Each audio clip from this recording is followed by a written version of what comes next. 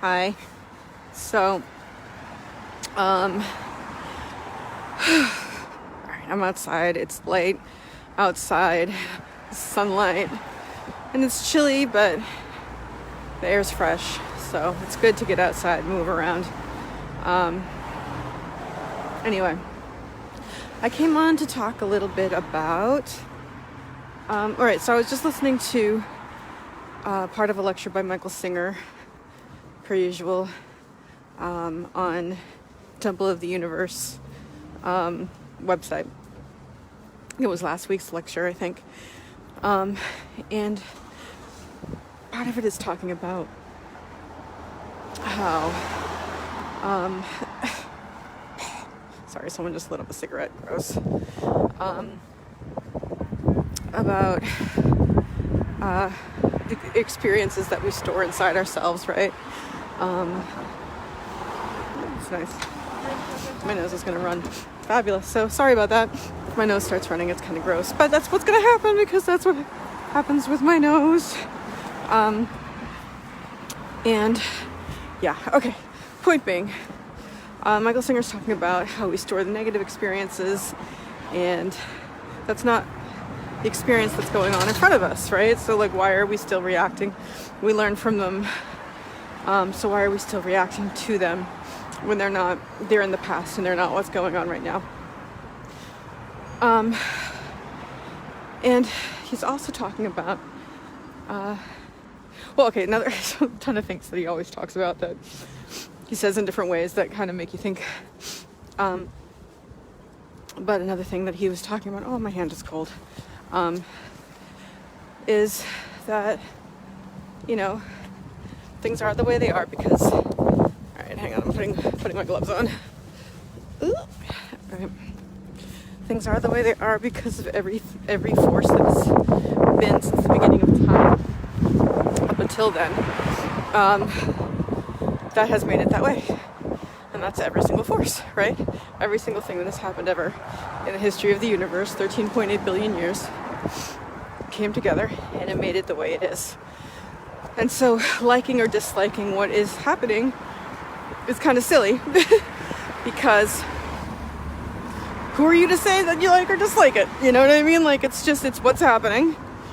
And it's perfect the way it is because that's reality.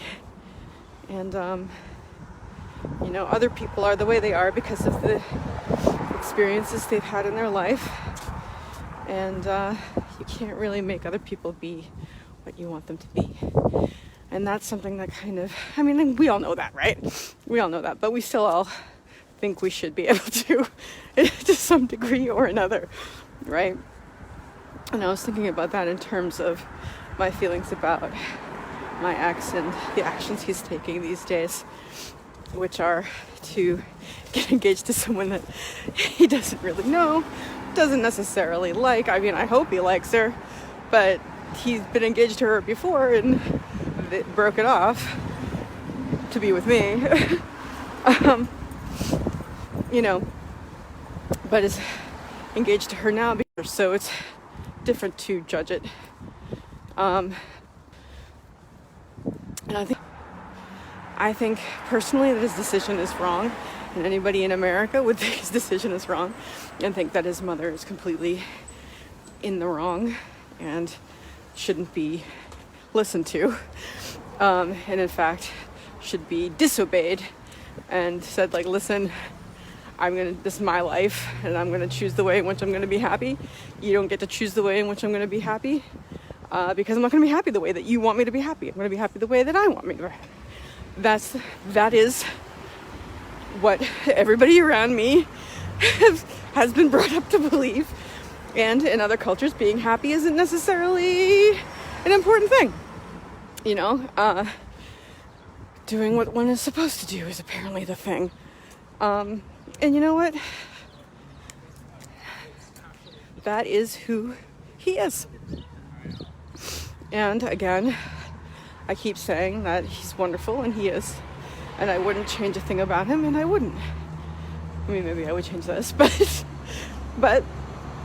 it doesn't matter whether or not I would. This is I had the experience I had with him. It was beautiful, 3.5 years, 2 years living together. Love, him just showing me every day how much he loves me. And same, vice versa, us never knowing how much time we were gonna have together, so always treating our time together like it was precious, which is a beautiful thing and something to employ in future relationships, should I ever choose to get back into one. But in the end, this is who he is, right? This is his choice. And there's nothing I can do about that. And my experience with him wouldn't have been what it is if he were any different. And I love that experience. So, I mean, that's going to help me let this go, right? Just to realize, like, there's nothing I can do. Like, I mean, and I know I keep saying that, but you realize it to different levels. Okay, someone behind me, and I get really subconscious about people around me when I'm doing this. I don't know why, because I'm kind of broadcasting it into the world, but I'm just gonna wait for that to pass. Here we go. Yeah, so right, I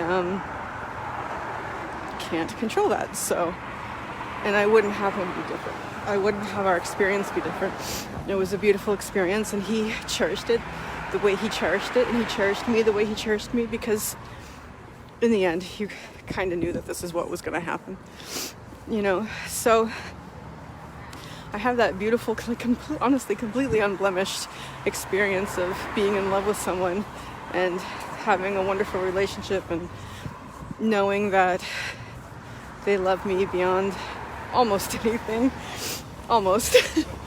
and feeling that, he talks about how much he loves taking care of me, and I just loved that. Like, being taken care of by someone who just loves taking care of you is really nice. I mean, despite all the I shouldn't want to be taken care of thing that I know is the thing nowadays, we're not going to go in front of the speeding car. Let's just wait. Let's just wait. So the point is, the beautiful experience that I had is a result of everything that he is and was, and that includes the person he is now, making the choices he is making now, which I don't have any control over, despite whether or not I think they are the right choice or they're the smart choice. They're the choice that's being made, and I gotta not. The big thing, honestly, is that I worry about him, and that's not the moment that's in front of me, right? That moment is all the way across the world in Egypt. That moment is not in my purview at all. It's not in my view at all. That's his life, and I want for him to be happy. I don't have control over that anymore. All I can do is bless and pray for him and his future wife, who I have opinions about, but whatever. Those are my opinions, and it doesn't hurt anybody but myself to have them.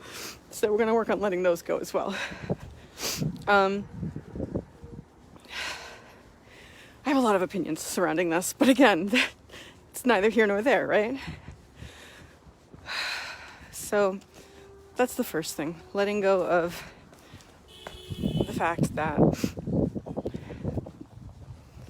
this person who I love dearly and the situation are a result of all the forces that have happened since the beginning of time, and is what has brought it to be where it is right now. And I have no control over it, nor should I. And for the beautiful parts to be as beautiful as they were, this needs to be what it is. So there's that. So I am working on that realization to becoming a part of my normal repertoire of thoughts. Something I want to continually remind myself of. I gotta start journaling again. I haven't been journaling. That's something I need to do because it helps a lot. And, you know, the bad stuff, quote unquote, the stuff that I don't like, that I am holding onto, cold hand, that is not in front of me. It's not happening right now. Is actually not only not in front of me in terms of time, but also in terms of space. Space-time has removed it quite a bit from me, and yet I am holding on to it. Not healthy, not natural. What I should be experiencing right now is the chilly air on my face and on my hands, and the beautiful. That is irritating, huh? When that just drops off like that. So, anyway, I don't know where you guys dropped off because I wasn't paying that much attention. But, yeah, you know, I'm not...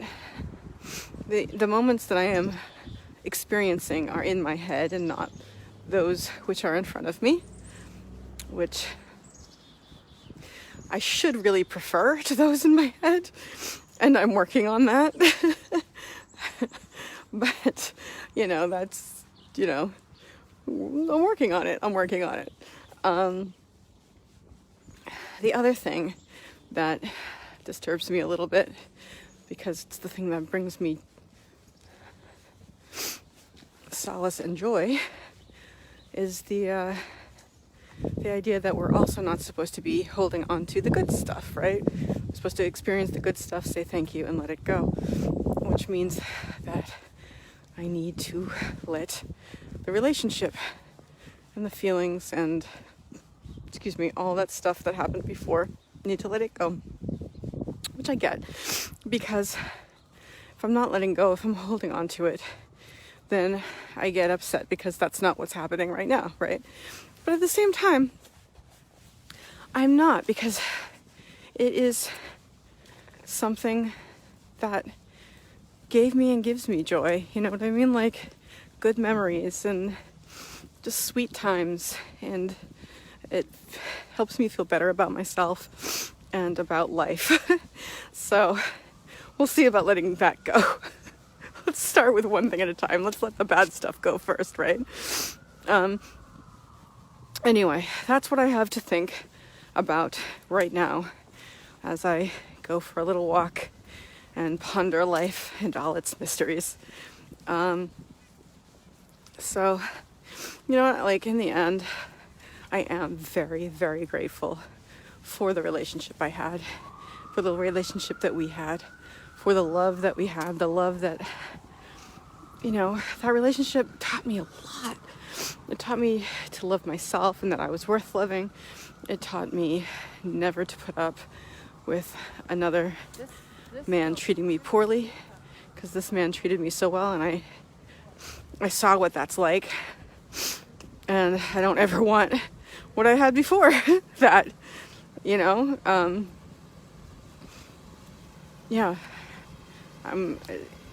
kind of scares me, because it's like, well, if I only accept a man treating me that well, how many men are there out there that do that?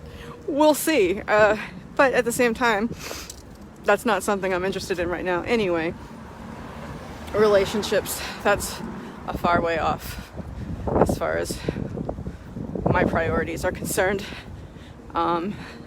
So that's not something I have to think about for a while. Anyway, I am grateful. So grateful. So grateful to have had the relationship to begin with. And the fact that I have to let it go is life. And I can just be grateful for the fact that I had it. So, I want you guys to know, all out there, that if there's something that you loved and that you hold in your heart as something that was wonderful but is now over, and you're suffering because of it, you can choose you can choose to just be grateful that you had it to begin with. And that you can, I mean, I'm going to say hold it in your heart, although you're not supposed to be holding it in your heart, I guess. But you'll always have, like, I'll always have that love. That will always be in my heart, always. The fact that I don't have more of it is neither here nor there. I had it, and it's in there. And that's nourishing and beautiful and something to be grateful for. So I'm going to remind you guys, as I always remind myself, that I hope you always remember that you can always choose to have a great full day.